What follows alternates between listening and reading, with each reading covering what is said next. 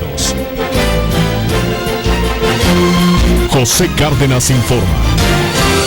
Todas las noticias, todas las voces. Vamos a enlazarnos. Muy buenas tardes. Hoy es el miércoles 6 de agosto. Estas son todas las noticias y todas las voces. Les decía, vamos a enlazarnos en este momento hasta la Secretaría de Comunicaciones y Transportes. Se ha anunciado que en cualquier momento va a haber una conferencia de prensa, un anuncio relacionado con este conflicto a raíz del cambio de prestador del servicio de administración de la tarjeta llave en las carreteras controladas por Caminos y Puentes. Se ha hecho un verdadero margallate de declaraciones, incluso políticas. Vamos contigo, Oscar Zúñiga. ¿Qué se espera que se informe? Es sobre este tema. Adelante. Gracias, Pepe. Efectivamente, pues en unos momentos más estarán dando una conferencia de prensa el subsecretario de Infraestructura de la Secretaría de Comunicaciones y Transportes, Raúl Murrieta Cummings, así como el director de Caminos y Puentes Federales, don Neme, y el vocero del Gobierno de la República, Eduardo Sánchez, quienes darán a conocer los detalles del funcionamiento del identificador automático de vehículos, mejor conocido como IAVE, donde a partir del 1 de este mes se tuvo cambio de operador para sustituir la tecnología, ya que la anterior estaba totalmente obsoleta. Y dentro de lo que estarán aquí manejando es que en un principio automovilistas se vieron afectados precisamente por el mal funcionamiento que presentaron los dispositivos de telepatía. Sin embargo, pues estarán dando a conocer las acciones que el gobierno federal a través de Caminos y Puentes Federales está tomando para remediar esta situación, así como otras acciones que se vengan emprendiendo por parte del gobierno de la República, y específicamente tanto por parte de la Secretaría de Comunicaciones y Transportes y de CAPUFE, a fin de ofrecer un mejor servicio a todas las personas que utilizan la tarjeta llave en las distintas carreteras y autopistas del país que maneja precisamente Caminos y Puentes Federales, Pepe. Bueno, pues te agradezco la información. Estamos esperando entonces tu indicación para enlazarnos en vivo y en directo con este informe. Así es, Pepe, estaremos muy al pendiente. Estaremos muy al pendiente, como pendiente están los usuarios, los miles, decenas, cientos de miles de usuarios de este sistema, millones diría yo, en la capital de la República, no solamente particulares, sino por supuesto también los transportistas, quienes son los que necesitan llevar cuentas muy claritas de sus gastos en los manejos de carretera, de sus gastos de viaje. Por cierto, están demandando diputados que se investigue a fondo todo este proceso de licitación que se dio como culminación la semana pasada y que le quitó la concesión a una empresa que llevaba 9 años trabajando este sistema de la identificación automática de vehículos, el sistema llave, y ahora se lo dieron a otra empresa. Piden diputados que se investigue qué fue lo que pasó, porque ha habido denuncias de que salió muy, pero muy caro. Sara Pablo, tú tienes más datos, adelante. Bueno, Sara Pablo se nos cortó, pero en un momento más haremos el contacto con ella para tener todos los detalles de la información. Entre tanto, ¿qué está pasando en el Senado de la República?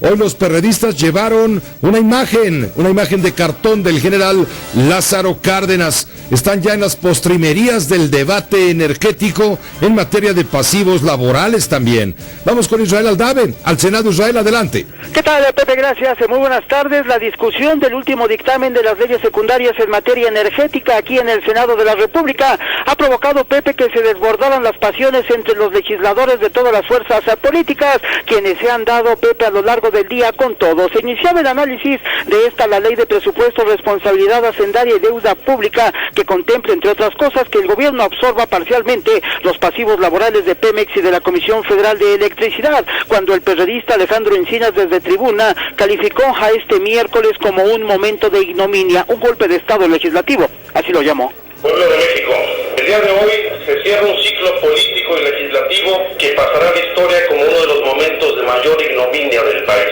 Los cambios impulsados desde las esferas del poder han desmantelado la Constitución y al Estado mexicano, privatizando los bienes y recursos de todos los mexicanos. Se trata de un golpe de Estado legislativo. Las llamadas reformas estructurales en materia laboral, energética, educativa, hacendaria y en telecomunicaciones quedarán registradas en la historia, al igual que los tratados de Guadalupe Hidalgo y los tratados de Bucareli, como un acto de traición a la patria. En respuesta, Pepe, el priista David Penchina, al defender el dictamen, acusó a la izquierda de ofender en lugar de presentar argumentos y les recordó, Pepe, a los periodistas que su propio líder moral, Cuauhtémoc Cárdenas, fue el que propuso esta fórmula para darle mayor competencia a las aún empresas paraestatales. Qué rápido se les olvida que una de las iniciativas principales que ustedes suscribieron, que hizo un hombre honorable de la izquierda mexicana, el ingeniero Cuauhtémoc Cárdenas, era justamente la de solucionar el pasivo laboral de Pemex sin que su planta laboral actual cargara con las consecuencias de ello. El Partido de la Revolución Democrática y el Partido del Trabajo pedían que la ley de deuda de Pemex y CFE la asumiera el gobierno. Así iban las cosas, Pepe, pero cuando el periodista Benjamín Robles Montoya subió a la máxima tribuna del país, ahí verdaderamente se caldearon los ánimos y es que acusó al priista David Penchina e incluso a su familia de actos de corrupción. Así se lo dijo. ¿Usted quiere descalificar personalmente? Pues yo le voy a entrar también a ese tema. Me obliga a usted a tener que recordarle la memoria de su padre, a quien se le acusó de haber defraudado en el Banco Ejidal. A ver si viene aquí con esa valentía de mostrarlo. O la gente que murió en un accidente allá. Oh, ¿cómo no? Aquí el señor viene aquí con descalificaciones. A ver, aquí con descalificaciones. Yo le pido respeto a las personas, a los legisladores. Y ante esto, Pepe, el coordinador de los priistas, Emilio Gamboa, tuvo que entrar al quite y pidió respeto al trabajo, a los legisladores y también a sus familias. Yo sí le pido al señor presidente y al señor orador que regresemos a los temas, que desde luego se desbordan a veces las pasiones en un debate político. No se vale de ninguna manera meterse poniendo un padre de ningún senador de la República.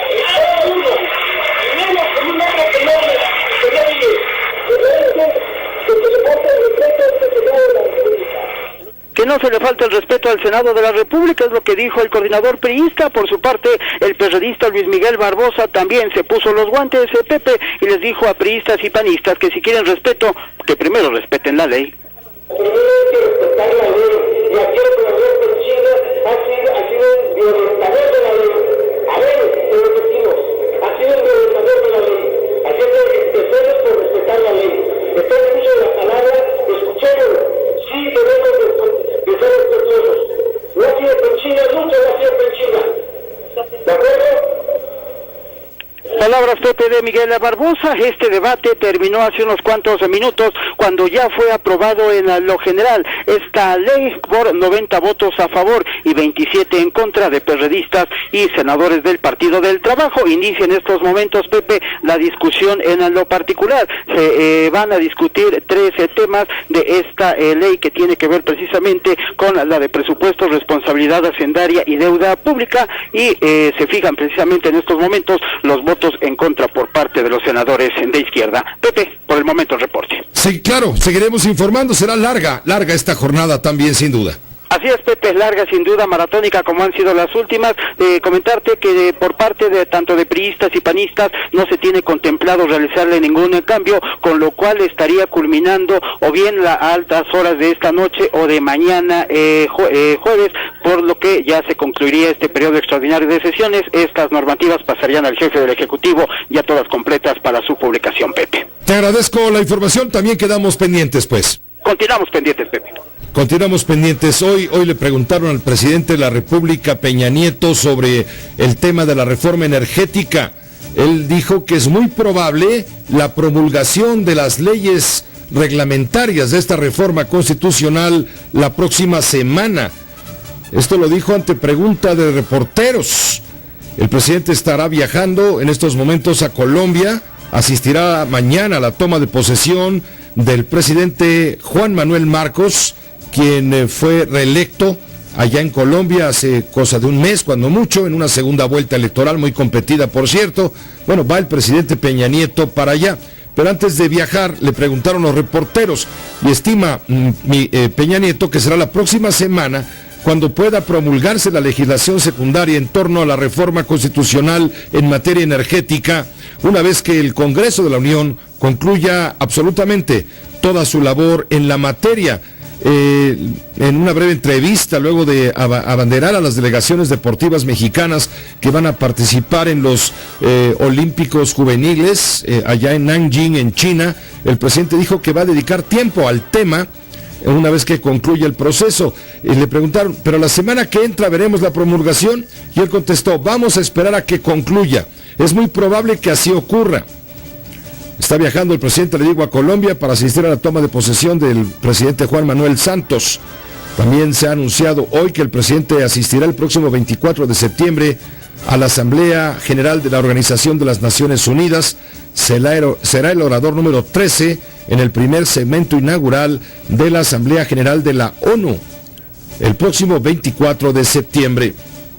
Vamos a tener más detalles y más información de lo que reacciona la sociedad, los medios de información, los analistas, los comentaristas, la opinión publicada y también, claro, la opinión pública a este debate que está por consolidarse en la Cámara de Diputados. Y ayer lo platicábamos aquí con Leo Zuckerman, y estará cerrando una primera larga, muy larga etapa del régimen de Peña Nieto, al arranque la etapa del reformismo, para dar inicio a la etapa de la gestión de todo lo que se ha aprobado, que ha sido fundamental en la estructura política de su gobierno, del gobierno del presidente de la República, del gobierno del PRI, que regresó después de la docena trágica panista.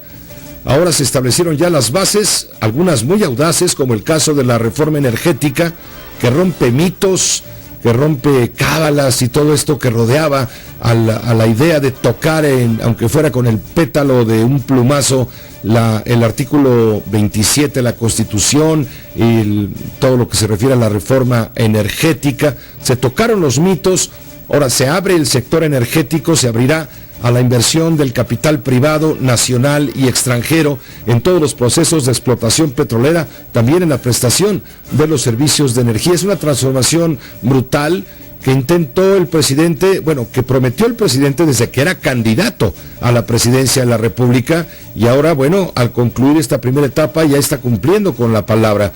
Termina esta etapa del reformismo para iniciar la etapa de la administración, justamente del fruto que espera a México, darle mejores condiciones económicas a raíz de la reforma en la estructura administrativa, en la estructura de gestión. Esto es muy importante. La pregunta es si estarán o habrá los suficientes trabajadores, funcionarios, técnicos capacitados de poder actuar. Está hablando Eduardo Sánchez Hernández, el vocero del gobierno federal. Él se encuentra en la conferencia de prensa que adelantaba hace unos minutos mi compañero Oscar Zúñiga desde la Secretaría de Comunicaciones y Transportes. Vamos a escuchar en vivo y en directo. Presentó dificultades, por lo que la transición no Obviamente el tema al que se refiere es el tema llave, la identificación automática de vehículos. Que se han dado a efecto de solventar esta problemática y abundar en los beneficios que este cambio reportará a los usuarios, cedo la palabra a Benito Nemes Sastré, director general de Capufe. Va a tomar la palabra justamente Benito Nemes Sastré. Él es el director general de Caminos y Puentes Federales, quien ha estado involucrado en esta polémica.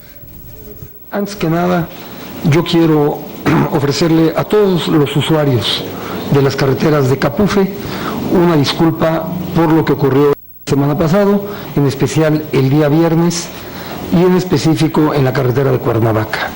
Disculpa, lo lamento mucho, estamos haciendo todo lo posible para que esto no vuelva a ocurrir y lamentamos que hayan tenido que tener unas filas, unas colas para poder avanzar. Quiero comentarles que ¿por qué hicimos el cambio de operador en las carreteras de Capufe? El motivo fue que se venció el contrato que se tenía con la empresa I+D. Él era el operador de la concesión que tuvo por casi 9 años, y nosotros, al tener este vencimiento, comenzamos todo el proceso licitorio para tener un nuevo operador. Quiero comentarles que el día que se entregaron las propuestas, en ese entonces concesionario I+D nos presentó una carta agradeciéndole a Capufe pero que por así convenir a sus intereses no iba a participar en la licitación. Hicimos una licitación, salió un grupo ganador, pero ¿qué fue lo importante en la licitación? Para nosotros lo importante en la licitación, lo que se pedía y lo que estamos exigiendo como autoridad son tres cosas. Primero, una tecnología de vanguardia. Segundo, la interoperatividad. ¿Qué es la interoperatividad? Que los ciudadanos, que quienes utilizan las carreteras de Capufe, autotransporte, los ciudadanos en su vehículo, no tengan 3 o hasta 4 tags para poder pasar por diferentes carreteras. La finalidad de la interoperatividad es que solamente utilicemos un tag en la red de carreteras federales. Y lo tercero, y muy importante para la economía de Capufe, que fuera más barato. Hicimos esta licitación se llevó a cabo sin ningún contratiempo y eso permitió que el operador comenzara en funciones el 1 de agosto con las cuestiones técnicas que ya ustedes conocen, que se presentaron ese día. Yo quiero pedirle a mi amigo y subsecretario don Raúl Murrieta, que va a comentar los detalles de la interoperatividad de toda la red de carreteras federales. Gracias. Está explicando Benito Nemes Astré, el director de Caminos y Puentes Federales, un poco el arranque, el inicio de por qué los cambios que se dieron en el uso de la tarjeta o la calcomanía de identificación automática de vehículos, la tarjeta llave, y que ha provocado sospechas, problemas, críticas y señalamientos puntuales a través de los medios de comunicación. Benito Sastre ha sido citado para mañana al mediodía ante el Senado de la República a comparecer y explicar también directamente a los legisladores qué es lo que está sucediendo. En estos momentos Eduardo Sánchez Hernández, el vocero de la Presidencia de la República, del Gobierno Federal. ¿En qué consiste este acuerdo de interoperabilidad y cuáles son los grandes beneficios que los ciudadanos... Está presentando al subsecretario que va a hablar de este tema de la interoperabilidad, etcétera, y vamos a dejar la cosa de este tamaño hasta en tanto se genera la información a través de mi compañero Oscar Zúñiga para que la comente. En resumen, él está en la línea. Oscar, va a hacer esta conferencia para explicar todo lo que estamos adelantando. Exactamente, Pepe, es esta conferencia para explicar precisamente el arranque a partir del 1 de agosto de lo que es el identificador automático de vehículos, el sistema llave, y bueno, pues como ya escuchamos, Benito Neme da, pues disculpas a todos los automovilistas y camioneros que tuvieron algún tipo de inconveniente en el arranque de este programa. Sin embargo, bueno, pues dijo que se estará trabajando de forma inmediata precisamente con los concesionarios que tienen este programa. Cabe señalar, Pepe, que el consorcio ganador de este programa está conformado por 4 empresas. Estas son la empresa impulsora de servicios terrestres, Cointer Concesiones, ASBI Cointer de México e Integra Ingeniería, que son las concesionarias que tienen precisamente el sistema llave, y bueno, pues con ellos se estará trabajando en los próximos días a fin de poder ofrecer un servicio de mejor calidad a todas las personas que utilicen las distintas carreteras y autopistas de cuota en nuestro país, Pepe. Pues te agradezco, Oscar, quedamos pendientes una vez que concluye esta conferencia, esta serie de aclaraciones, de puntos clave en torno a este tema polémico que ha resultado justamente el asunto de la tarjeta llave, la calcomanía llave que fue cambiada. Bueno, una vez que termine nos estarás dando cuenta puntual de todo lo que ahí se diga. Claro que sí, Pepe, estamos al pendiente. Claro, estaremos pendientes, le digo, y hay mucho interés, tanto que mañana va Benito Nemes Astré ante el Senado de la República al mediodía a comparecer, y también los diputados están demandando que se investiguen las condiciones en que se dio la licitación que cambió de operador técnico al sistema de identificación de vehículos. Sara Pablo, adelante. Sí, Pepe, el diputado del PAN, Juan Pablo Adame, pide la intervención de la Secretaría de la Función Pública para que realice una investigación en este caso de la licitación de la tarjeta IAVE. Consideró que las reiteradas disculpas ofrecidas por el titular de Caminos y Puentes Federales, Benito Neme, muestran que ha sido rebasado por el problema y son inaceptables las justificaciones. Agregó que no se puede confiar en él la responsabilidad ahora de resolver el conflicto. Ya tienen que involucrarse autoridades de mayor nivel. El diputado panista señaló que a la corrupción que se documentó en torno a la licitación y a la falta de promoción para advertir el cambio de las tarjetas de telepeaje se suma ahora la falta de atención para garantizar la interoperabilidad de los antiguos taxis con el nuevo prestador del servicio. Todo el caso de la nueva llave está plagada de errores, de forma y de fondo. De forma porque no se midió que es temporada vacacional y de fondo porque no sabemos quién hizo la licitación, cómo se hizo, y ya hay un testigo social que está hablando de que esta está mal hecha. Así que si el señor no puede responder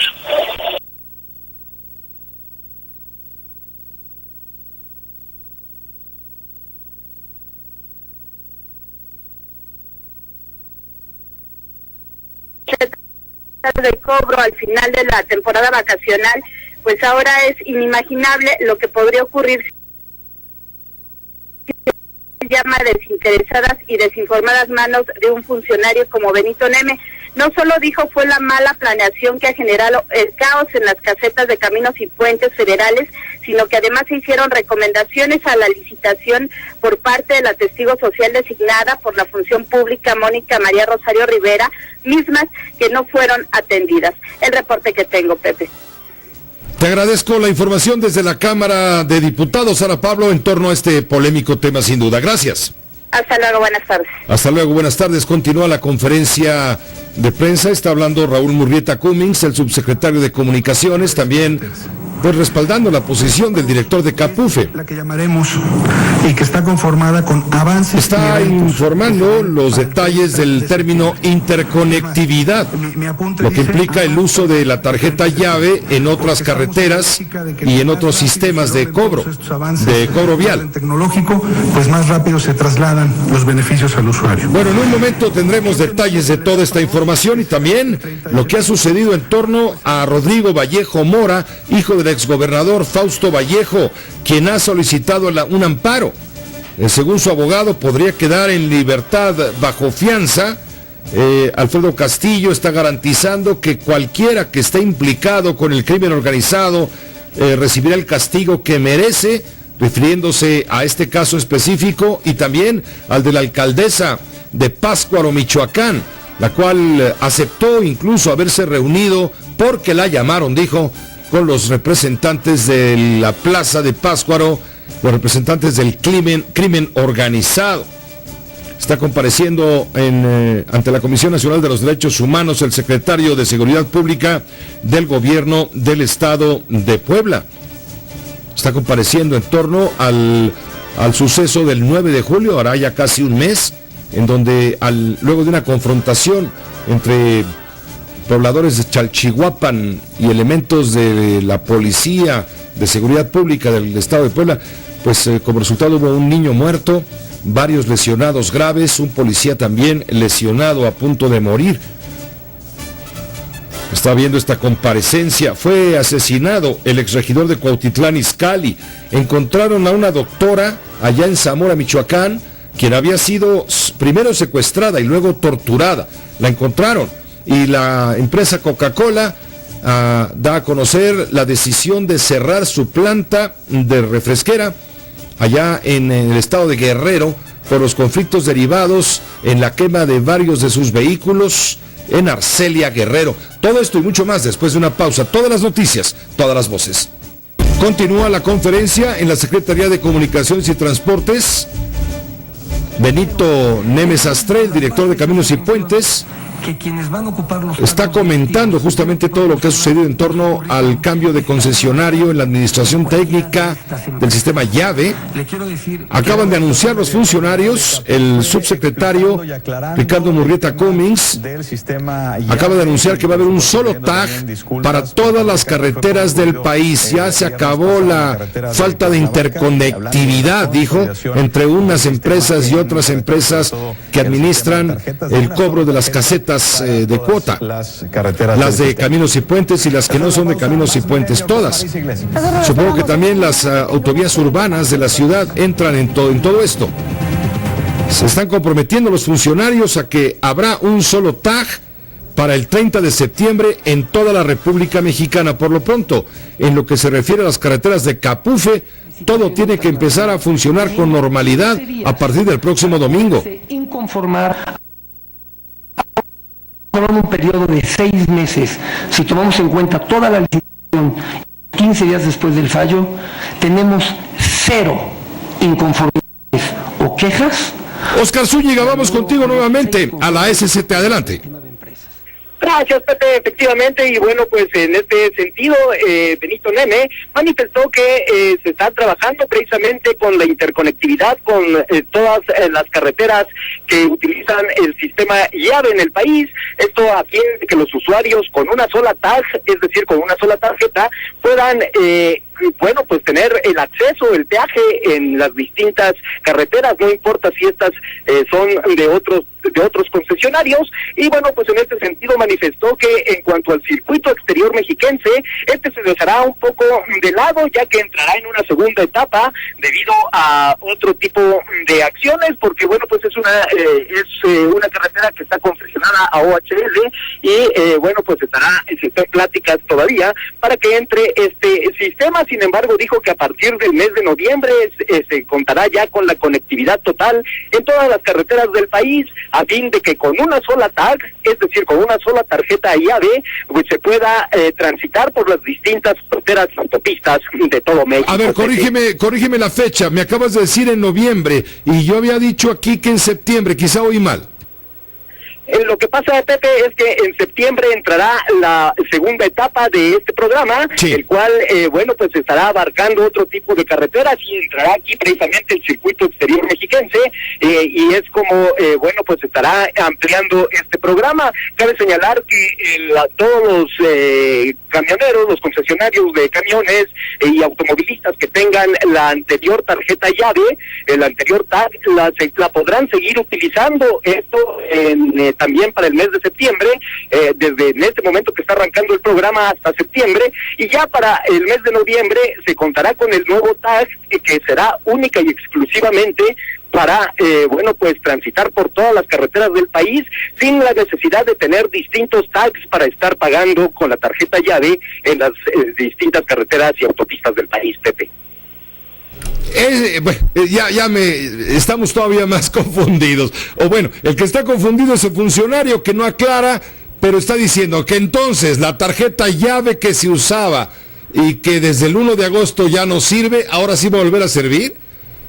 Exactamente, eso es lo que dicen, que la anterior tarjeta llave, bueno, pues para todos, a ver, Oscar, escúchame, Oscar, para automovilistas y para transportistas, camioneros, etcétera, para todos, ¿va a seguir sirviendo?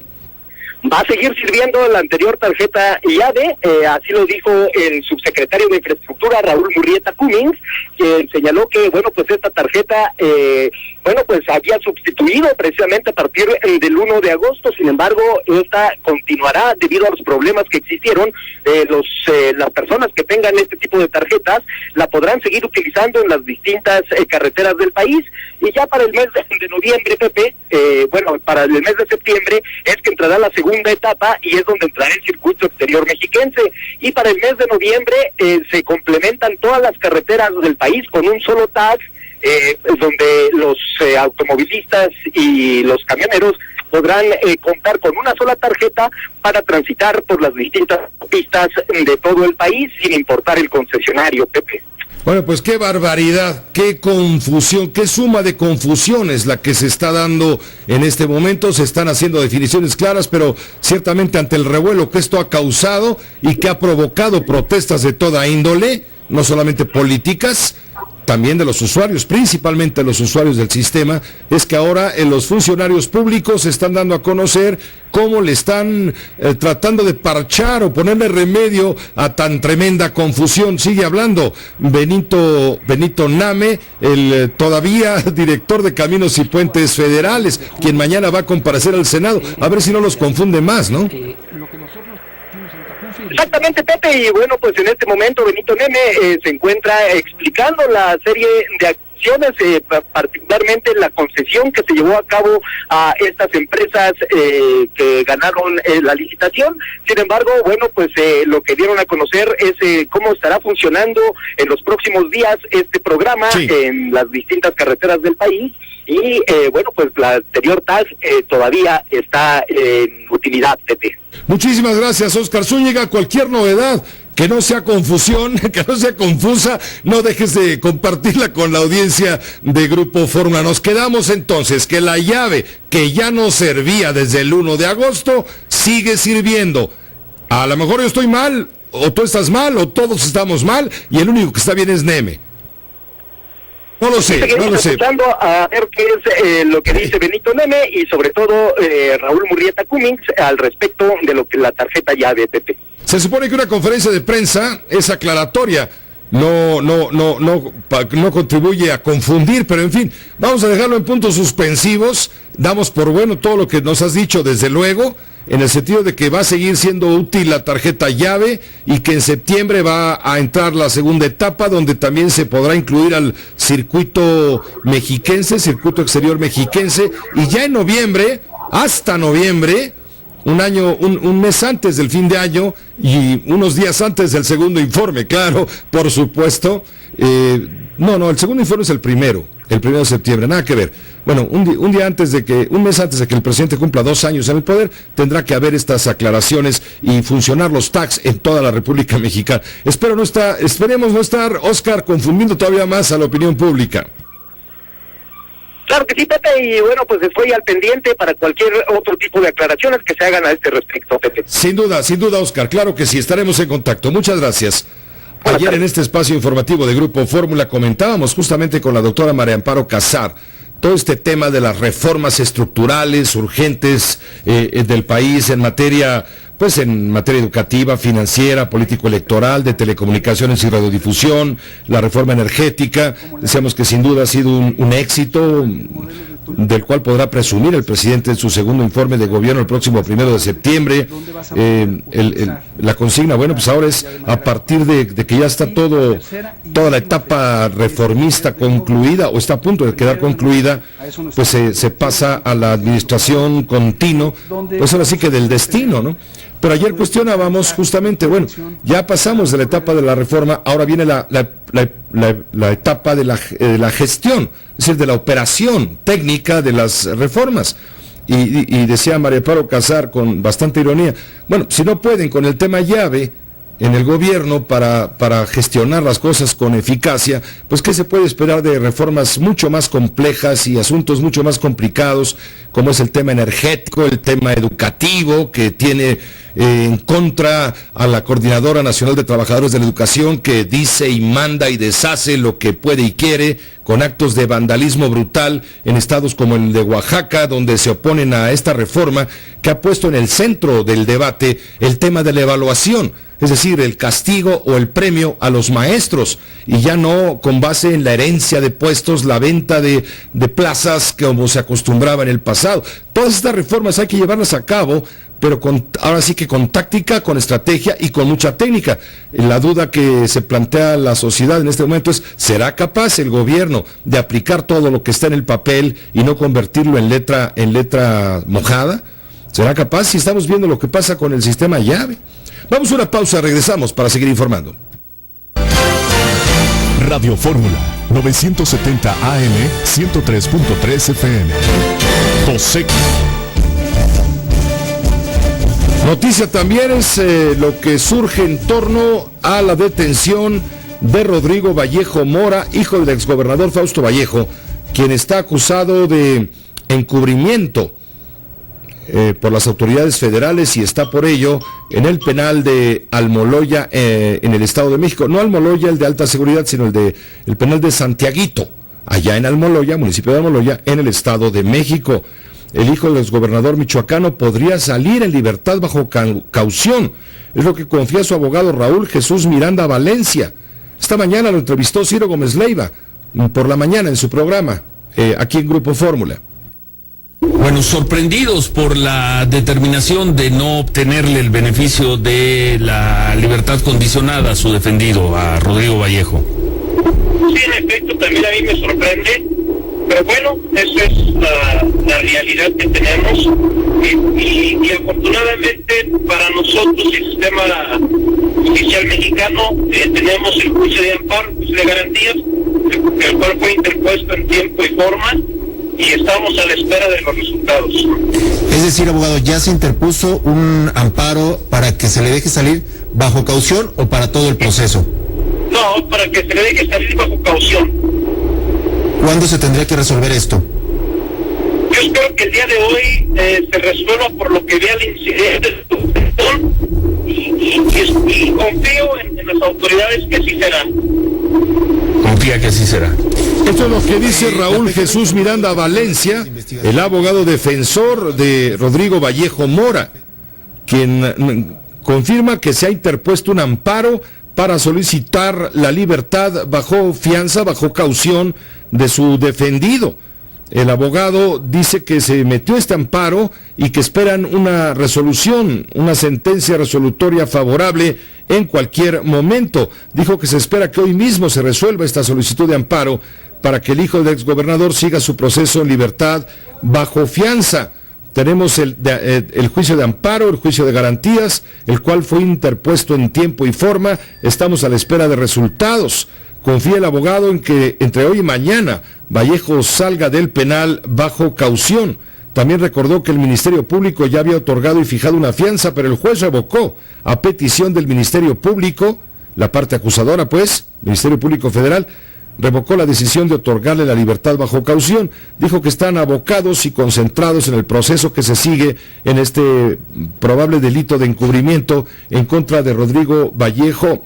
La presunción de inocencia opera a favor de mi cliente, dice el abogado. Esto en cuanto al caso de Rodrigo Vallejo. Mientras tanto, y en torno a todos estos videoescándalos que han estremecido a la opinión pública, mostrando a funcionarios o hijos de funcionarios, como es el caso de Rodrigo Mora, alias el Gerber, que ha mostrado a la alcaldesa de Pátzcuaro, Michoacán, reunida con representantes del crimen organizado allá en aquella zona, en fin. Respecto a todo esto, hoy habló Alfredo Castillo Cervantes, el comisionado federal para Michoacán. Él se compromete a que todos aquellos funcionarios que se vinculen con el crimen van a ser castigados. Leovigildo González, reportero de la agencia informativa Cuadratinos, tiene más detalles de esto que comentó Alfredo Castillo Cervantes. Leovigildo, adelante, ¿cómo te va? Muy buenas tardes. Leovigildo, ¿me escuchas? Adelante, muy buenas tardes. Bueno, tenemos problemas. Vamos a hacer una pausa en lo que se arreglan los problemas técnicos y regresamos con usted. José Cárdenas informa. Todas las noticias, todas las voces. ¿Le gustaría ahorrar dinero en sus facturas de electricidad todos los meses? Ahora es posible gracias a G-Energy, un patentado equipo inteligente que tiene la más avanzada tecnología digital que, atención, le va a ayudar a reducir hasta en un 25% el consumo de sus facturas de electricidad. Simplemente conecta G-Energy a cualquier corriente y comienza a ahorrar muchísimo dinero. G-Energy optimiza, filtra y libera el consumo de energía, prolongando la vida útil de sus electrodomésticos, protegiendo su casa, dinero y medio ambiente. En esta época en donde el ahorro es súper importante, todo lo que tiene que hacer es conectar el G-Energy a cualquier corriente eléctrica para ahorrar hasta un 25% del consumo promedio. La energía sube y sube. Eso afecta nuestra economía y nuestro bolsillo. Les quiero mostrar en pantalla una factura en la que en un periodo normal pagué 745 pesos. Y desde que empecé a usar G-Energy, bajó a 206 pesos. Y la verdad es que no lo podía creer. Es más del 50% de descuento. G-Energy no necesita de ningún electricista. Lo único que tiene que hacer es dejarlo conectado las 24 horas durante todo el año para comenzar a ahorrar en el consumo de sus facturas de electricidad. El G-Energy es tan inteligente que en cuanto lo conecta a la corriente, solito empieza a trabajar, sintonizando la electricidad de su casa, oficina o local comercial. Y como resultado, merma el consumo, que es lo que se ve reflejado en su factura. Llame totalmente gratis al número en pantalla y atención que si es de los primeros 50 clientes, recibirá un 50% de descuento sobre el bajísimo precio de G-Energy. A ver, Alan, no es suficiente. Todos los que llaman quieren compartir los beneficios con su familia. Tienes toda la razón. Atención que si usted hace su pago con cualquier tarjeta no recibirá uno, sino 2 G-Energy por el mismo bajísimo precio. Es un 2 por 1. ¿Qué está esperando? Comience a ahorrar en el consumo de sus facturas de electricidad desde hoy. ¡Llame ya! Frederick presenta Soltera pero no sola. Soy Claudia Cervantes y te invito a mi monólogo musical todos los miércoles 8:30 de la noche en el Centro Cultural Teatro 2. Soltera pero no sola, una obra para quienes amamos nuestra libertad. Disponible en libro y CD. No hay nada como disfrutar del cine en el cine. Hoy tenemos para ustedes estas recomendaciones en cartelera telefónica. Juntos, pero no tanto, nos presenta a un grosero e insoportable agente de bienes raíces quien está a punto de vender su última casa, pero todo cambia cuando su hijo se aparece inesperadamente y le pide cuidar a su hija. Su vecina Lea le ayudará con la misión. Rob Reiner dirige a Michael Douglas, Diane Keaton y Sterling Jerins en Juntos, pero no tanto, una cinta con clasificación B para adolescentes y adultos. Pathetic attempt at flirtation? Well, when you put it that way, Michael Douglas, Diane Keaton. Ma'am, there's no smoking in here? Good. You're too young to smoke.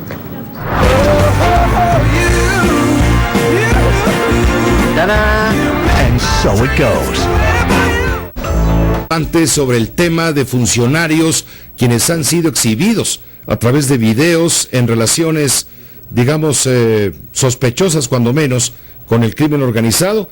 Bueno, él dijo que se va a actuar contra quienes tengan vínculos con el crimen y existan las pruebas suficientes para ratificarlo. Esto lo advierte el comisionado de Michoacán. Dijo que el discurso de yo no digo nada hasta que me cachen no es válido. Esto lo dijo durante una sesión de la Asociación de Síndicos Municipales del Estado de Michoacán. Dijo que no van a permitir la impunidad ni la corrupción para que se logre el desarrollo integral de Michoacán, sin hacer referencia directa al video de Pátzcuaro donde aparece Salma Carrum Cervantes, la presidenta municipal, quien al parecer tenía relación con presuntos integrantes de los Caballeros Templarios. Mencionó que se va a aplicar la ley en todo caso que se demuestre que hay vínculos con la delincuencia. También mencionó que las cifras sobre incidencia delictiva en Michoacán van a la baja, que es necesario mantener esta dinámica durante los próximos meses. Está Leovigildo González ahora sí en la línea a través de Cuadratina. Adelante, Leovigildo.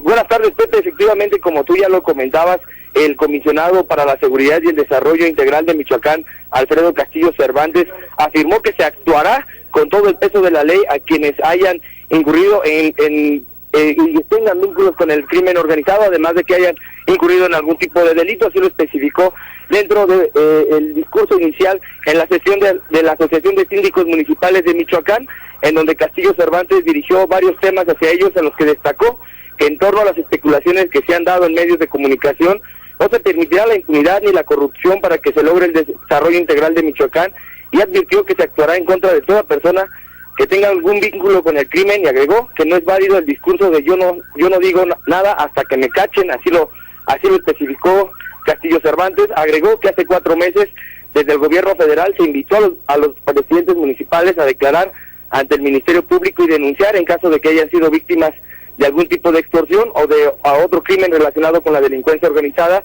Sin embargo, señaló, la respuesta fue prácticamente omisa por parte de los ayuntamientos, y ahora advirtió se aplicará la ley a quien tenga vínculos con la delincuencia organizada, Pepe. Pues te agradezco, Leovigildo, toda la información. También nos está llegando información de Michoacán, de una mujer que fue encontrada fuera de las instalaciones del Seguro Social allá en Zamora, Michoacán. Se trata de una doctora del propio IMSS que había sido secuestrada, torturada, encadenada y rescatada en un domicilio particular donde había un mensaje que decía: siguen los demás ginecólogos que mataron a mi hijo. Y la Procuraduría de Justicia de Michoacán dio a conocer este hecho, señalando que la víctima fue encontrada con vida, pero en un estado muy delicado, debido a que al parecer había sido drogada con barbitúricos, con pastillas. La información oficial no revela el nombre de la víctima, pero da a conocer que era doctora y laboraba en el IMSS de Zamora. Los captores de la médico la encadenaron y la torturaron en diferentes partes del cuerpo, por lo que los peritos creen que quien la lesionó simuló practicarle una cirugía tipo cesárea y otros cortes en la parte baja de los senos y los glúteos. El informe pericial reveló también que quien la atacó la obligó a escribir en una pared con pintura o sangre una advertencia: siguen los demás ginecólogos que mataron a mi hijo. La víctima fue localizada en la calle de Olmos, esquina con Virrey de Mendoza, en la colonia Fuentes, allá en Zamora, a unos 300 metros del Seguro Social, su lugar de trabajo. La Procuraduría de Justicia del Estado de Michoacán dio a conocer que se investiga el registro de partos recientes presentados en este hospital y con decesos de infante. Esta doctora estuvo a punto de morir, fue rescatada afortunadamente con bien. Nos está confirmando de la propia Dirección de Caminos y Puentes Federales que se confirma, sí, el convenio de interconectividad anunciado hace unos minutos y firmado hoy, el cual garantiza que en un lapso no mayor de 10 días todos los tags serán válidos, los tags para cruzar las casetas de cobro de manera automática serán válidos en todas las autopistas de peaje del país. Se reitera que desde este momento los tags de la vieja calcomanía llave sí pueden ser utilizados y se va a seguir trabajando en diferentes etapas hasta que se logre la integridad, o como le llaman, interconectividad total, hasta que se consume totalmente cuando el tag de Capufe sea el operador dominante. Esto es lo que nos están informando como resultado de la conferencia de prensa, el anuncio de Benito Nemes Astré en la Secretaría de Comunicaciones y Transportes. Benito Neme mañana comparecerá ante el Senado de la República también para explicar detalladamente todo esto. Pero el anuncio importante es, uno, que las calcomanías sí van a poder seguir siendo utilizadas y que poco a poco se va a hacer la transición para que quienes no tengan la nueva la puedan obtener y esta pueda servir en todas las casetas de cobro de cualquier concesionario en las carreteras de cualquier punto de la República Mexicana. Otro tema que está al aire en este momento en la agenda de discusión es el tema de los salarios mínimos. Continúa el foro internacional inaugurado ayer por el jefe de gobierno del Distrito Federal, Miguel Ángel Mancera. Un foro en donde ayer se puso en relevancia el retraso que tiene el tema de los salarios mínimos, un retraso de por lo menos 20 años, por lo cual se hace un llamado por parte de autoridades del DF, académicos, en fin, estudiosos del tema, para que se estudie la posibilidad de un incremento que permita a los trabajadores tener nuevamente restablecidas sus condiciones salariales para seguir adquiriendo productos, porque se demostró con datos de la CEPAL y de otros organismos que el salario mínimo actual no permite sino comprar el 23% de lo que hace 20 años se compraba con el salario mínimo. Vamos con Laura Cardoso, ella ha estado muy pendiente de todo este tema de la comisión del asunto de los salarios mínimos que se debate en este foro internacional. Hoy, por cierto, participó la Comisión Nacional de los Salarios Mínimos y recomienda evaluar un eventual aumento. Laura, te escuchamos, adelante. ¿Qué tal, Pepe? Buenas tardes. Culmina este foro internacional en donde se analizó principalmente el salario mínimo, también la desigualdad, el desempleo y el desarrollo económico. Como bien lo mencionabas, pues quedan más dudas, Pepe, porque los cuestionamientos que se han hecho, si bien se han hecho muchos planteamientos, se han dado muchas cifras, la duda queda en por qué no se puede incrementar el salario mínimo en México, por qué en otros países sí ha crecido y sí ha permitido el crecimiento económico, y aquí hay un crecimiento económico de tan solo 3% a nivel nacional, 4% en el caso del Distrito Federal. como ya bien lo decías, es necesario revertir ese rezago de 35 años, en eso coinciden todos los que participaron en este foro, porque la caída es de 77% en el poder adquisitivo, porque ahora en el DF los trabajadores apenas compran el 23% de los productos que podían adquirir en la década de los 70. Hoy pues quedó claro que a nadie le convence el salario mínimo, todos están en desacuerdo con el monto, y antes de proponer un incremento en el salario mínimo dicen que hay que tomar en cuenta el impacto en precios, en pago de servicios, en sanciones, productos y pago de créditos. También se tendrían que tomar en cuenta por lo menos 289 leyes, porque estas toman como unidad de medida al salario mínimo. Y no es que se esté en contra de un incremento, sino que no se deben hacer propuestas a la ligera, porque México ya tiene la experiencia cuando por decreto decidió incrementarse el salario mínimo. Esto lo planteo, como ya lo mencionabas, lo adelantabas, Basilio González. Él es presidente de la Comisión de Salarios Mínimos, quien advierte que al subir el salario mínimo subirían todos los precios, porque él dice, pues los empresarios simplemente no son hermanas de la caridad. Las experiencias son claras. Ya vivimos la época en que se pretendió por decreto incrementar los salarios mínimos en este país. El resultado final es el de siempre. ¿Ustedes creen que los precios van a mantenerse definitivamente inalterados frente a cualquier incremento de los salarios? Pues si nuestros señores empresarios no son hermanos de la caridad, es un negocio y tienen reglas para hacerlo. Y si dejan de ser negocio para ellos, las empresas cierran. La respuesta de algunos representantes empresariales, Pepe, ha sido que no se puede incrementar simplemente el salario mínimo por decreto.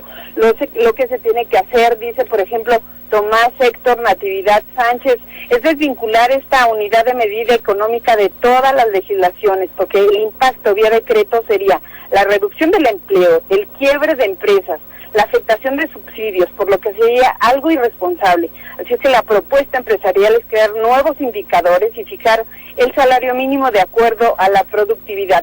En tanto, también representantes sindicales proponen motivar gradualmente la recuperación del poder adquisitivo, fortalecer el mercado interno, el incremento de las pymes, y que si es que se llega a dar un incremento en el salario mínimo, que este no sea en base a la inflación. Pepe, datos relevantes, por ejemplo, como que el salario mínimo con prestaciones en México es de poco más de 8,700 pesos al mes. Sin embargo, se sabe que 60% de los trabajadores no gana más de 5,000 pesos. Esto es parte de lo que se viene. Muchas gracias por la información detallada, Laura Cardoso, de lo que ha sucedido en este foro internacional, donde se debate este tema que ha traído a la agenda, en este caso del DF, el jefe de gobierno, Miguel Ángel Mancera, como lo hizo la semana pasada, la propuesta del presidente nacional del PAN, Gustavo Madero, para convocar a una consulta popular ciudadana en las elecciones federales del año entrante, de junio del año entrante. Gracias, Laura, muy buenas tardes. Buenas tardes. Gracias. Minutos antes de iniciar esta emisión de Grupo Fórmula, este noticiero, conversamos hasta Buenos Aires con Alfonso Navarrete Prida, secretario del Trabajo, justamente sobre este tema. Y él dice que sería importante, es importante el tema, sin embargo sería riesgoso a aumentar el salario mínimo por decreto. Esta fue la conversación desde Buenos Aires con Grupo Fórmula. En la línea telefónica tenemos contacto con el licenciado Alfonso Navarrete Prida, secretario del Trabajo y Previsión Social. Señor secretario Alfonso, muy buenas noches. Buenas noches, Pepe, un gusto saludarte desde aquí todavía, tierras argentinas, en donde hemos podido tener una muy fructífera reunión con países hermanos como es Brasil y Argentina, que no nos habíamos reunido desde hace más de 15 años, ministros del Trabajo, y que estamos preparando una posición común, de bloque común, para la reunión próxima del G20. Un gusto saludarte a ti y a tu auditorio. Al contrario, secretario, al contrario, Alfonso, a propósito de todo este asunto, que es tu asunto. Aquí está el gran debate, tú lo sabes muy bien, en torno a los salarios mínimos. Primero, la semana pasada hubo una propuesta del Partido Acción Nacional para convocar a una consulta popular en las elecciones federales del año que viene sobre este tema. Y apenas hace unas horas, bueno, ayer, aquí en la Ciudad de México, el jefe de gobierno, Miguel Ángel Mancera, inauguró un foro internacional para debatir el tema. Está otra vez en la agenda el tema de salarios mínimos. ¿Es viable un aumento de los salarios mínimos? ¿Hay que revisarlo? ¿Urge? Desde luego hay que saludar con mucho interés y apoyar que se discuta el tema de los ingresos de los mexicanos, entendiendo el tema de los ingresos desde el salario mínimo, desde el trabajo de los niños, desde el trabajo formal o el trabajo decente, que significa mejores remuneraciones, y desde luego desde la protección a grupos vulnerables con sistemas de protección social. Yo creo que el debate es muy bueno, es muy sano. El presidente Peña Nieto lo tenía analizado este tema desde antes de asumir la presidencia de la República. Pepe, no es un tema que esté saliendo de coyuntura, es un tema que se vio con claridad, que se analizó la pérdida tan grande que tenemos de poder adquisitivo en materia de salario mínimo de 74.5% en un periodo de 30 años, que se analizaron las causas de este deterioro y de haber ligado el salario mínimo a otras unidades económicas que nada tienen que ver con él, pero que son profundamente inflacionarias cuando se les mueve, y que había que moverlo si queríamos tener un mercado interno fuerte, y desde luego teníamos que generar condiciones para recuperar poder adquisitivo, que si seguíamos inercialmente al fin del sexenio del presidente Peña se había recuperado 1.5 el poder adquisitivo del salario mínimo. En síntesis, así el país no camina, pero que se tenían que dar un conjunto de condiciones con seriedad y responsabilidad para que esto ocurriera y no nos pasara como a los mexicanos ya nos ocurrió, que en los 70 y en los 80 se fijaban los salarios por decreto. Al final tuvimos espirales inflacionarias brutales y una pérdida grande de poder adquisitivo de los trabajadores. Ese sería el gran riesgo, secretario. Ese es el gran riesgo, y el gran riesgo es pretender utilizar este tema tan delicado, tan sensible para las familias mexicanas, que es nuestro poder adquisitivo basado en esta unidad económica, y tratar de sacar ventaja política o lucrar con él electoralmente, porque ni vamos a resolver el tema, solamente se va a tratar de ponerlo sobre la mesa como una búsqueda de crítica a la situación que estamos viviendo y no a la búsqueda real de soluciones que le permitan a los trabajadores y a los empleadores generar condiciones de productividad y de crecimiento del país y crecimiento de los ingresos. Y bueno, una pregunta, ¿por qué si en Estados Unidos se está incrementando el salario mínimo, aquí no? Porque los Estados Unidos tienen condiciones distintas. Los Estados Unidos sí tienen un salario mínimo que no está fijado a aspectos inflacionarios y está medido además por hora en $7. El planteamiento del presidente Obama es subirlo a cerca de $10 con el objetivo de incrementar el consumo interno de la economía norteamericana y con eso alentar la producción, que ha tenido un deterioro, una desaceleración en los últimos meses, por no decir en los últimos años.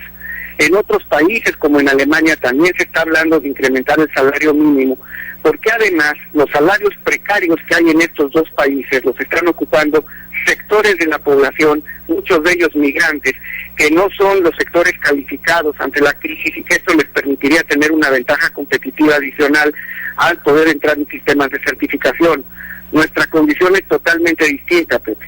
No hemos tenido capacidad para crecer a tasas robustas que permitan a nuestros trabajadores, sobre todo a las pymes, pequeñas y medianas empresas, entrar en planes de productividad, de formalización de empleo y por lo tanto de crecimiento económico. Y la primer medida que tenemos que tomar con inteligencia es la desvinculación del salario mínimo de todas aquellas unidades económicas que lo hacen altamente inflacionario, como son multas, sanciones, prestaciones, hasta prerrogativas de partidos políticos. Y esto es un asunto que pasa por el Congreso de la Unión, y que en una época de desaceleración económica como la que hemos vivido, es peligrosísimo andar jugando con los ingresos y con los salarios. Traer este tema nuevamente, secretario del Trabajo, a la agenda no encierra, no implica una sospecha de afanes electorales, de simpatías populistas por parte del PAN. en vista de las próximas elecciones o incluso por parte del jefe de gobierno? Yo creo que siempre detrás de esto, de cualquier posición pública que implican actores políticos, hay legítimamente intenciones de carácter político partidista, y eso es legítimo. No solo eso, eso lo aceptamos, celebramos que se debata. Lo único que pedimos como gobierno, que tiene responsabilidades, y es una responsabilidad federal además desde principios del siglo XX, porque algún tiempo la tuvieron esa responsabilidad los municipios, luego los estados y después pasó a la federación, es que lo hagamos con toda responsabilidad, que lo hagamos con seriedad y que de verdad busquemos el objetivo de mejorar el ingreso de los mexicanos. Aquí los que no habían opinado hasta hace poco ya lo empezaron a hacer de manera no muy favorable a quienes han pedido el foro y a quienes están pidiendo la elevación por decreto como si fuera un simple cálculo lineal. Los que ya empezaron a opinar son los verdaderos interesados, que son los factores de la producción. Ya centrales obreras se han pronunciado que hay que ser muy serios en este debate, y ya centrales empresariales se han pronunciado diciendo, por favor hagámoslo con seriedad y empecemos a hablar de la productividad, de la democratización de la productividad y desde luego de la desvinculación del salario de factores inflacionarios. Y yo creo que ese es el camino. Yo pienso que este debate será muy bueno, poner el tema sobre la mesa, si los mexicanos con su sabiduría identificamos lo que puede no ser precisamente la consecución del tema de elevar el ingreso, sino que tenga fines distintos, legítimos, repito, y aquello que sí nos debe de servir para seguir caminando en la idea de que podamos a la brevedad, en el menor tiempo posible, elevar la capacidad del poder adquisitivo de los salarios mínimos en México. Señor secretario, muchas gracias por permitirnos esta entrevista hasta Buenos Aires, Argentina. Gracias por estar aquí en Grupo Fórmula y estaremos en comunicación, Alfonso. Muchas gracias. A las órdenes, Pepe, un placer. Igualmente, gracias, buen viaje. Es Alfonso Navarrete Prida. Todas las noticias, todas las voces.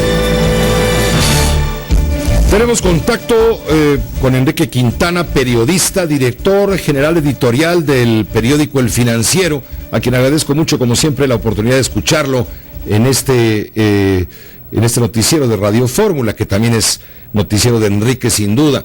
Enrique, ¿cómo te va? Buenas noches. ¿Qué tal, Pepe? Muy buenas noches a la audiencia. Al contrario, Enrique, tu opinión sobre este tema, este debate de los salarios mínimos. Acabamos de hablar con el secretario del Trabajo, nos dice, sí, hay que revisarlos, por supuesto, hay rezagos, sin duda, pero no puede aumentarse el salario solo por decretos y tampoco puede esconder afanes electorales. Pepe, mira, yo creo que la primera acción que hay que tomar es convertir al salario mínimo en salario mínimo, porque actualmente es una unidad de cuenta y no un referente salarial. Hay más o menos 400 leyes y reglamentos asociados al salario mínimo. Cuando uno se pasa un alto y le ponen una multa, pues está en salarios mínimos. Pero si quieres pedir un crédito en el Infonavit, también te lo ponen en salarios mínimos. Y es más, Pepe, los recursos que se les entregan a los partidos políticos a través del INE están en salarios mínimos. Entonces realmente hay una deformación que comenzó a mediados de los 70s, en donde el salario mínimo dejó de ser un referente del mercado laboral y se convirtió en una unidad de cuenta. Eso le genera una distorsión terrible a esta medición legal, y por eso mucha gente se opone a incrementos de los salarios mínimos, porque esto pues implicaría un cambio en múltiples variables que tienen que ver con ámbitos muy distintos, muy diferentes al mercado laboral. Entonces, esta es una primera tarea que debe ocurrir. Entiendo que una de las primeras propuestas que hará el gobierno del Distrito Federal en los próximos días, en la próxima reunión de CONAGO, será unilateralmente, en el caso del ámbito local, cambiar todos los reglamentos del Distrito Federal en donde hay esta unidad de cuenta de salarios mínimos, y se pondrá probablemente en términos de UDIs, es decir, las multas de tránsitos y muchas otras cosas ya no van a estar en salarios mínimos, sino van a estar en UDIs. Ese es el primer paso, Pepe. Y el segundo es que si hay que revisarlo, es verdaderamente un insulto el salario mínimo que tenemos en México. Ya ayer lo dijo la CEPAL, estamos a la cola de América Latina, y en América Latina el salario mínimo de México es el único que no alcanza para comprar la canasta básica alimentaria.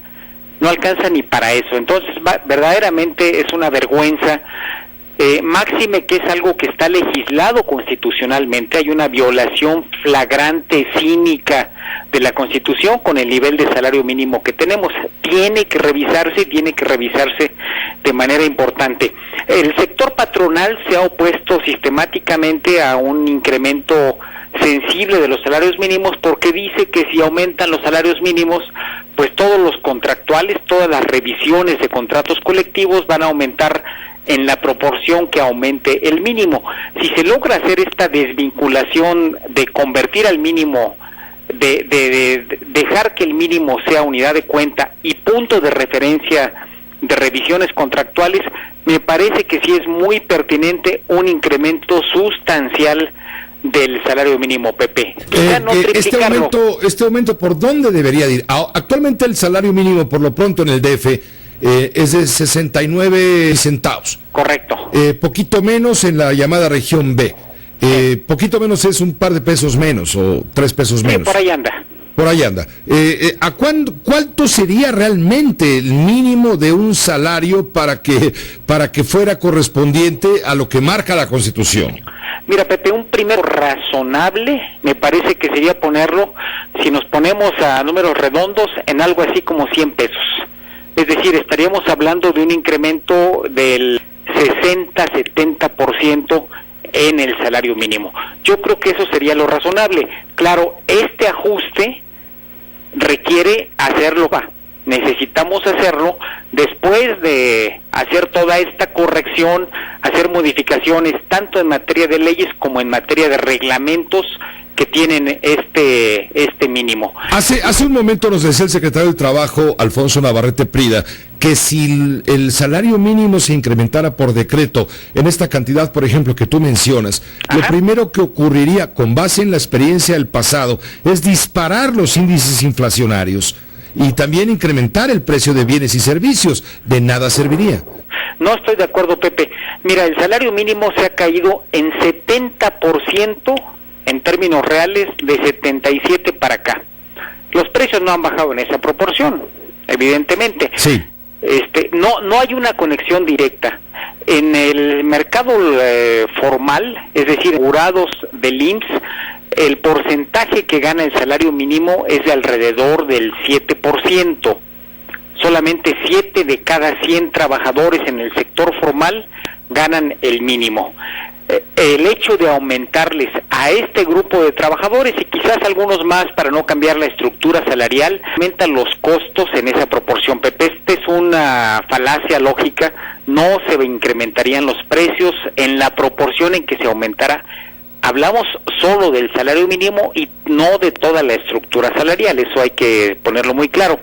Y aún en el sector total, incluyendo los informales, la proporción de personas que ganan el salario mínimo anda como en el 15% aproximadamente, así que no habría por qué darse, no tendría por qué darse un reflejo en esta proporción. La verdad es que ese argumento que a veces han esgrimido las autoridades y sistemáticamente el sector empresarial es una manera de eludir algo que, insisto, es una vergüenza en México, que es el nivel que tenemos en materia de salarios mínimos. Yo te diría, Pepe, inclusive si no se quiere aumentar el mínimo, pongámosle otra denominación, salario remunerador, salario básico de referencia, como quiera que sea, pero la verdad es que no podemos dejar que nuestra referencia sea la peor de América Latina, cuando tenemos la segunda economía en América Latina en tamaño, el país con exportaciones más cuantiosas en toda América Latina, pero en el último lugar en salario mínimo. Eso no puede seguir siendo, Pepe.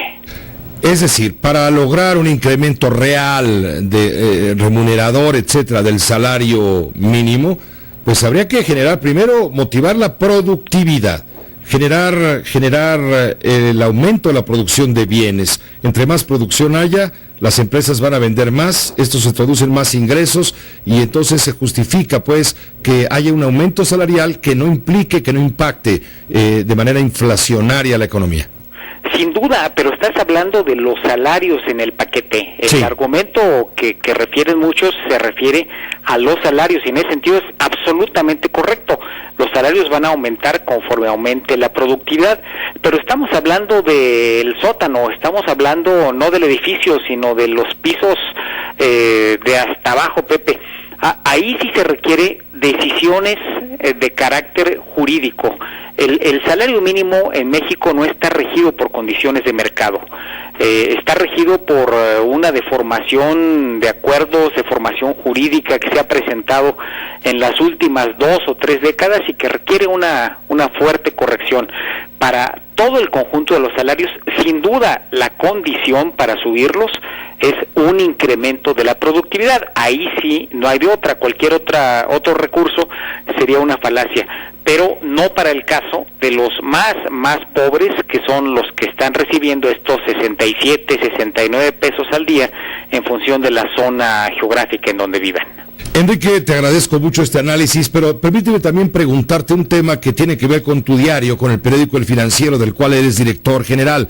Se ha estado discutiendo de que la empresa para la que tú trabajas no le ha pagado lo que le debe de pagar, $1.5 millones, a los antiguos dueños encabezados por la familia Cárdenas Estandía, y que por lo tanto está procediendo un embargo del periódico, incluso del cabezal del periódico, del nombre de El Financiero, y que bueno, que tú estarías ya buscando chamba.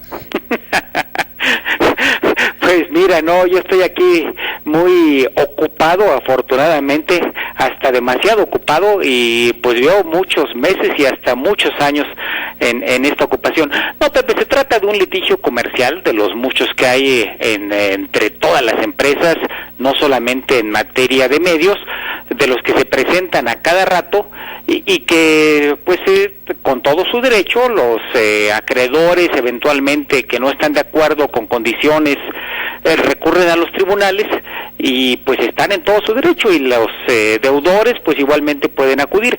En este caso hay negociaciones en curso. El tema de los embargos pues es un asunto de carácter mercantil. El cabezal del Financiero sigue estando ahí en el periódico, tú lo viste el día de hoy, y va a seguir apareciendo todos los días ese cabezal del periódico. No hay ningún embargo del periódico, es un tema, insisto, de carácter estrictamente mercantil, donde hubo garantías de cuentas de las que las empresas tienen muchas, que efectivamente se aseguraron para que los deudores tengan la certeza de que se les va a liquidar su adeudo, lo cual va a ocurrir en el curso de las próximas semanas. Así es que el periódico va a seguir saliendo todos los días y va a seguir, espero, en eso estoy ocupado, haciendo un mejor trabajo en el periodismo especializado día con día, Pepe. Te agradecemos mucho que nos hayas ayudado también a aclarar este punto que está rondando, sobre todo en los medios de comunicación. Que te vaya muy bien, Enrique, muchas gracias. Te agradezco mucho, Pepe. Buenas noches. Es el periodista Enrique Quintana, director general editorial del diario El Financiero. Hagamos una pausa, sobre el que se ha hablado mucho. Hagamos una pausa breve y regresamos. Radio Fórmula 970 AM 100. Por parte de Tomás Cerón, el director de la Agencia de Investigación Criminal de la Procuraduría General de la República, está dando cuenta detallada de la captura de una banda que robaba combustible y que fue capturada y está siendo consignada para, por supuesto, someterla a castigo. Una banda que robaba combustible. En un momento tendremos los detalles con mi compañero Juan Antonio Jiménez, quien está ahí en la Procuraduría General de la República, anotando lo último de esta conferencia, lo que está informando Tomás Cerón de la Agencia de Investigación Criminal. Está también Rafael Cardona con su cristalazo, el tema salarios mínimos otra vez. Vale la pena de una vez entrarle también con su punto de vista a este tema que sin duda es de agenda importante, por lo que decía Enrique Quintana, no tanto porque muchos ganen el mínimo, no, son muy pocos, pero sí porque es una referencia que ya no sirve más que como eso, para cobrar multas de tránsito y no para permitir que la gente sobreviva mínimamente. Rafael, ¿cómo estás? ¿Qué tal, Pepe? Mucho gusto en saludarte. Un saludo para todos ustedes, muchas gracias. Mira, Pepe, yo creo que estamos bordando un poco en el vacío con esta discusión sobre los salarios mínimos. En justicia, los salarios mínimos no deberían existir, porque otorgarle al inicio de la remuneración por un trabajo supuestamente contratado, productivo, la condición de un límite, el límite menor que te pueden pagar, es simplemente haber instituido esto que ahora de manera tan permanente todo el mundo condena, que es hacer las cosas por decreto. Pero si no vamos a poner salarios por decreto, desaparezcamos la Comisión Nacional de los Salarios Mínimos, que no sirve para nada. Y regresemos a lo que, perdón por revelar mi edad en este caso, pero así es, a lo que decía siempre don Fidel Velázquez. Yo desde que conocí a don Fidel hace muchos años, don Fidel decía, no queremos un salario mínimo, queremos un salario remunerador, que es lo que la ley obliga a tener para los trabajadores. Porque otras cosas se aumentan por decreto. Por decreto son los gasolinazos. Y esos supuestamente no causan inflación. Y te suben, y te suben, y te suben centavos y centavos y centavos mensuales. ¿Por qué? Porque hay que alcanzar el precio que tiene en otros países la gasolina que compramos a otros países. Pero como aquí no compramos mano de obra, sino que exportamos mano de obra peor pagada que con el salario mínimo, entonces el insumo llamado persona laborante, ese que se aguante. Entonces, el salario mínimo no tiene poder adquisitivo y el dinero mismo tiene menor capacidad de compra. Entonces, en esas condiciones, Pepe, pues ¿de qué te sirve la referencia o el tabulador de que las multas se pagan en miles de salarios mínimos? Sí. No es un UDI, no es una unidad monetaria, es una garantía de mínima justicia que no se está logrando, con el pretexto de controlar la inflación. Y ya, acabo rápido. Por eso es que cuando hay capacidad de compra, un huevo cuesta $1. Y cuando no hay capacidad de compra, $1 cuesta un huevo. ¿Entiendes? Muchas gracias, Eso Rafael es todo. Bueno, ya, digo, ya, pues, se nos está acabando el tiempo. Clarito, gracias Rafael Cardona. Está en la línea telefónica Benito Nemes Astré, el director de Caminos y Puentes Federales de CAPUFE, a quien agradezco mucho. Inmediatamente luego de terminada su conferencia en la SCT, nos permita entrar en un breve contacto. Benito, ¿qué tal? Buenas noches. Con un saludarlo, Pepe, muchísimas gracias por el espacio, un saludo a ti y a todo tu auditorio. Igualmente, muchas gracias. A ver, lo que nos quedó un poco confuso de todo lo que se dijo de la interconectividad y demás, ¿qué es lo que se acuerda a partir de este momento? Primera pregunta, las viejas calcomanías llave que desde el 1 de agosto ya no estaban funcionando, ¿van a volver a funcionar? Mira, Pepe, te contesto. En primer término, agradecerte la entrevista y antes que nada ofrecerle una disculpa a todos los usuarios del servicio de telepeaje en CAPUFE por el mal momento que pasaron el viernes de la semana pasada. Yo asumo la responsabilidad que corresponde a CAPUFE, ofrezco esa disculpa y que sepan que estamos trabajando para que esto no vuelva a ocurrir. Después, Pepe, te diré, Pepe, que por supuesto que la vieja tarjeta llave, como la conocen, va a seguir operando. Hoy lo que anunció el subsecretario de Comunicaciones y Transportes, el maestro Raúl Murrieta, en la rueda de prensa que tuvimos, es cómo quedó la interoperatividad de los diferentes prestadores del servicio de telepeaje. Y en esta rueda de prensa se dividió en 3 etapas, Pepe. La primera etapa es la que va a empezar el lunes 11 de agosto, en donde van a poder pasar por las carreteras de CAPUFE, como por la red urbana que manejan Ideal y OHL, las que eran las viejas tarjetas llave, como tú las llamas, y las que son las nuevas tarjetas llave, que son del operador de telepeaje dinámico. Eso lo vamos a ver el lunes 11 de agosto. Pero perdón, Benito, en este momento, si yo voy a la carretera de Cuernavaca con mi vieja calcomanía llave, ¿funciona o no funciona? Ahorita no funciona, Pepe, y hay una razón. El 1 de agosto tuvimos el cambio de operador. Sí. Entró el nuevo operador, que es telepeaje dinámico, y después de que ellos estuvieron en una negociación y la información que teníamos es que ya había un acuerdo para que hubiera la interoperatividad del 1 de agosto, esta no se llevó a cabo por diferencias que tuvieron los operadores.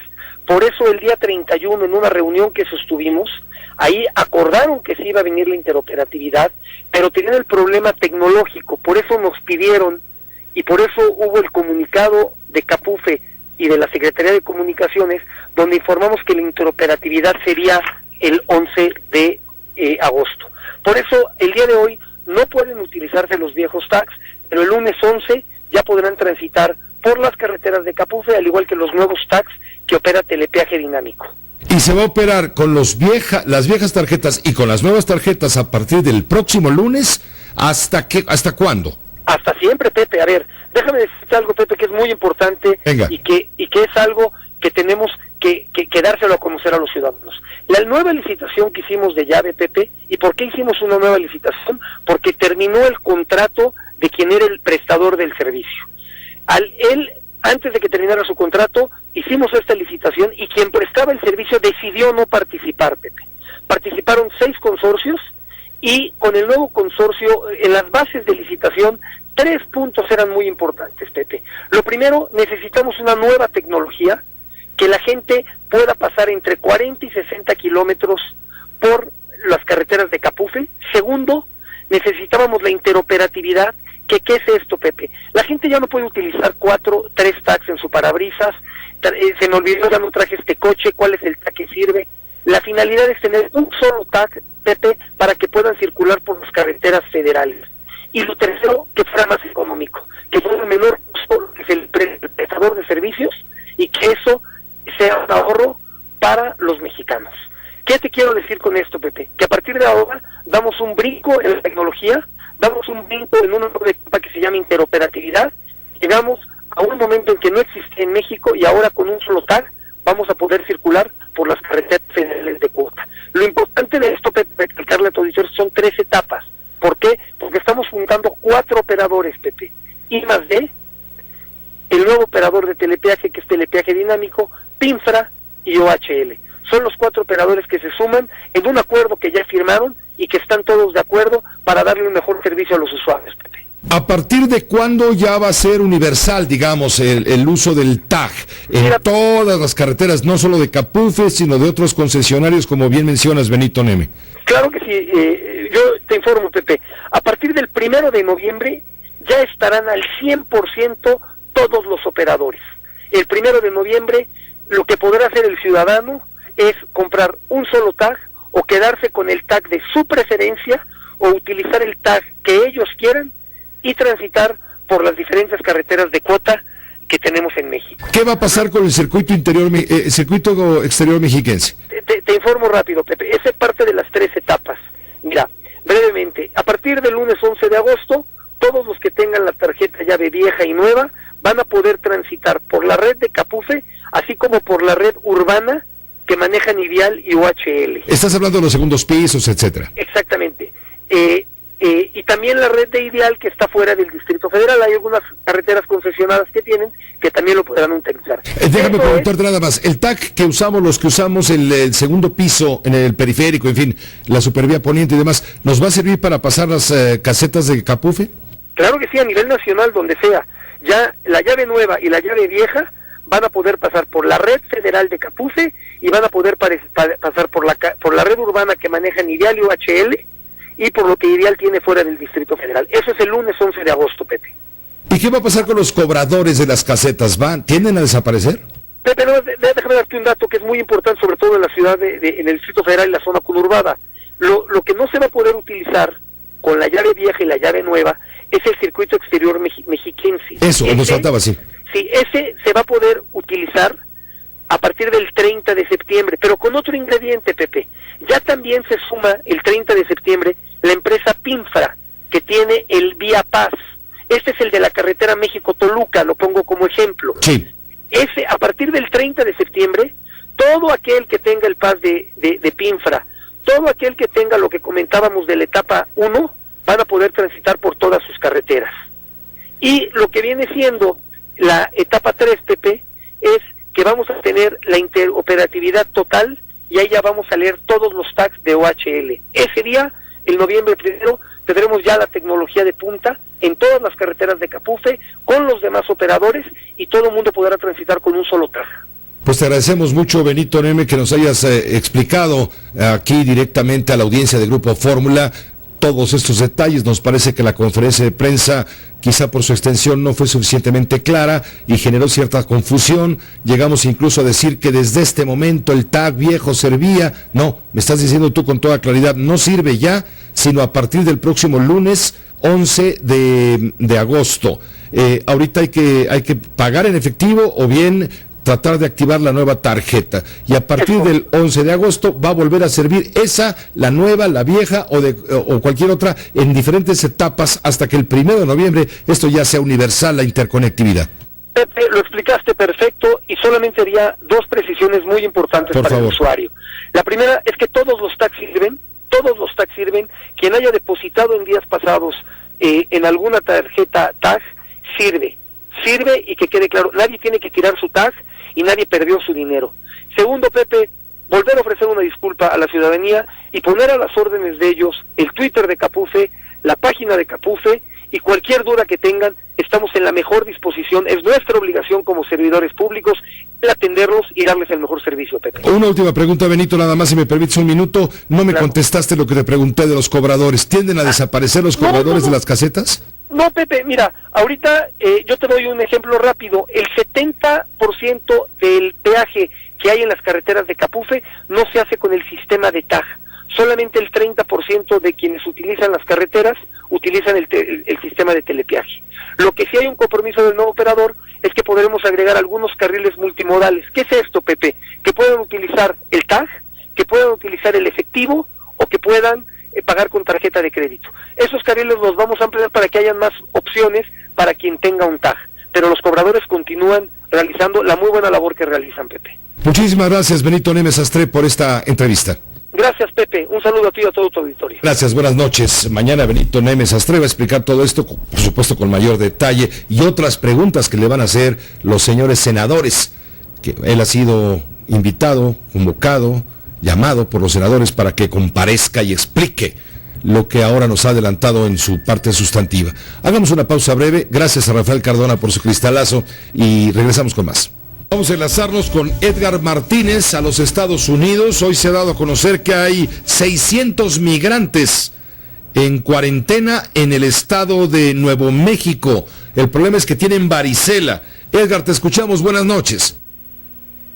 Buenas noches, Pepe. Efectivamente la cifra inicial, pero ahora ya se dice que son casi 700 los inmigrantes que se encuentran en cuarentena, niños y mujeres, debido a 2 casos de varicela confirmados. Se le conoce como FLEC.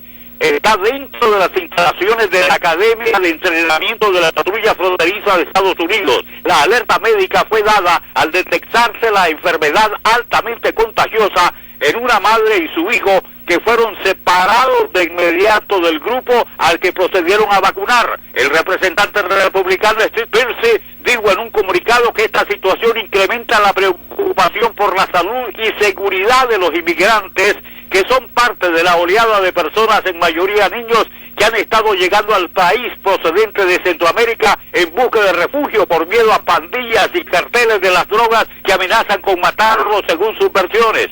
Por otro lado, el alcalde de Artesia, Philip Bush, negó casos de tuberculosis en el centro. Fuentes consulares de Guatemala que visitaron el centro hoy manifestaron que vuelos con deportados a Guatemala, Honduras y El Salvador fueron suspendidos debido a la emergencia.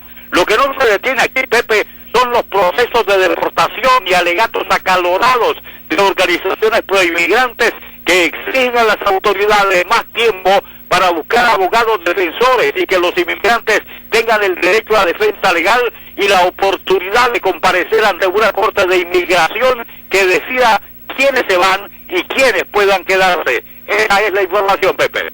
Te agradezco, Edgar, la información precisa. Entonces ya casi son 700 los migrantes que están en cuarentena allá en Nuevo México. Gracias.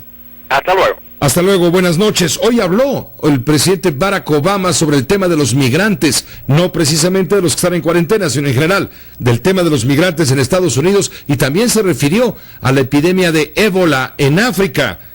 La información la tiene Tony Cano desde Washington. Buenas noches, Tony. Gracias, Pepe. Efectivamente, en el marco de la cumbre de líderes de África y Estados Unidos con respecto a la reforma migratoria y su poder ejecutivo, el presidente Barack Obama le acaba de contar a sus colegas de África lo que está sucediendo aquí en Estados Unidos y cómo trataría él lo que está ocurriendo con la frontera. We've got to make choices in terms of how we allocate personnel and resources. So if Tenemos que tomar decisiones en términos de cómo ubicamos recursos y personal. Por ejemplo, si voy a enviar más jueces de inmigración a la frontera para procesar a los menores no acompañados por mayores, eso va a llegar de otro lado y tendremos que darle prioridad y quedará a la discreción de nuestras autoridades.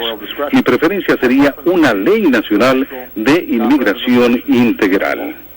Por supuesto, el presidente Barack Obama centró su atención durante la cumbre de líderes de África y Estados Unidos en el desarrollo económico de África, el VIH, el control del ébola en África Occidental y las fuerzas pacificadoras, y destacó que esta reunión ha servido para profundizar las relaciones africano-estadounidenses en temas de seguridad. El mandatario expresó que Estados Unidos invertirá en fuerzas pacificadoras en Sudáfrica y otras 6 naciones y que ofrecerá equipo adicional a esas fuerzas mantenedoras de paz en Somalia y la República Centroafricana.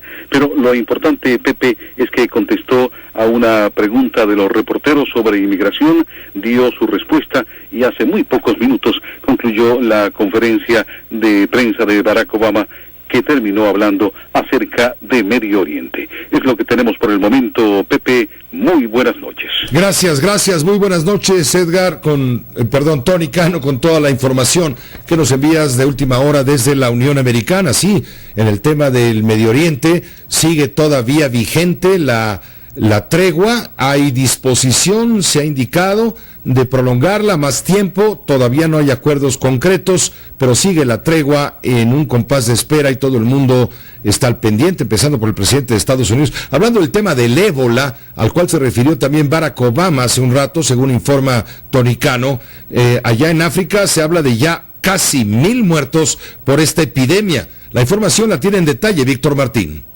La Organización Mundial de la Salud, la OMS, informó este miércoles que hasta el 4 de agosto se han contabilizado un total de 1.711 casos confirmados y sospechosos de ébola y 932 pacientes han fallecido. El brote de este virus letal se ha concentrado en 4 países del África Occidental. Guinea, Liberia y Sierra Leona aglutinan la mayoría de los casos, en tanto que en Nigeria se había notificado hasta esa fecha 9 casos y 1 muerte. La OMS ha convocado este miércoles al Comité de Emergencia de Expertos Internacionales con el fin de examinar la situación que está generando este brote y asesorar a la directora general de esta organización en cuanto a si este mal representa una emergencia internacional de salud. Si los expertos llegan a esa conclusión, recomendarán medidas a aplicar con el objetivo de frenar la propagación del virus. La OMS tiene previsto informar el viernes de las conclusiones del comité.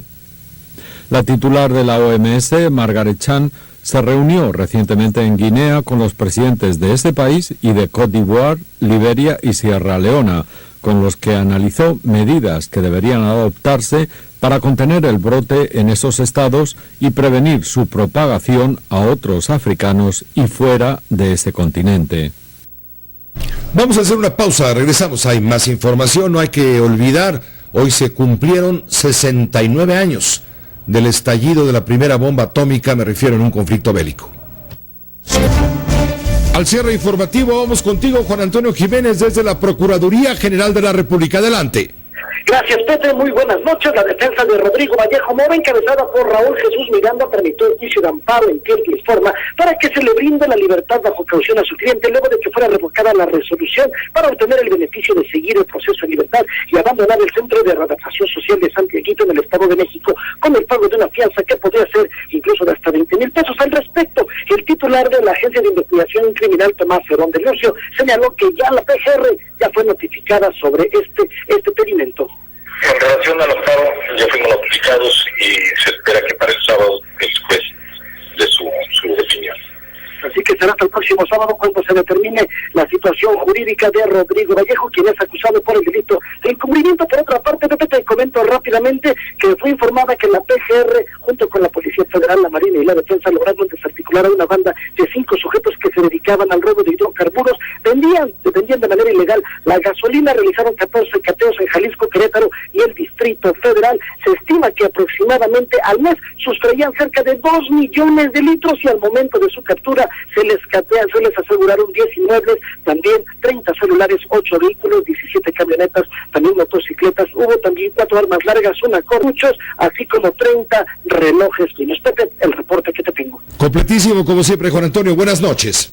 Gracias, buenas noches. Y gracias a usted, buenas noches también. Gracias por su atención, su confianza y lo demás. Lo invito para que a continuación sintonice esta frecuencia radiofónica, La Fórmula Financiera con Mari Carmen Cortés, Pepe Yuste, Marco Antonio Mares a continuación, y en Telefórmula, Ricardo Rocha. Hasta mañana, 6 de la tarde, todas las noticias, todas las voces.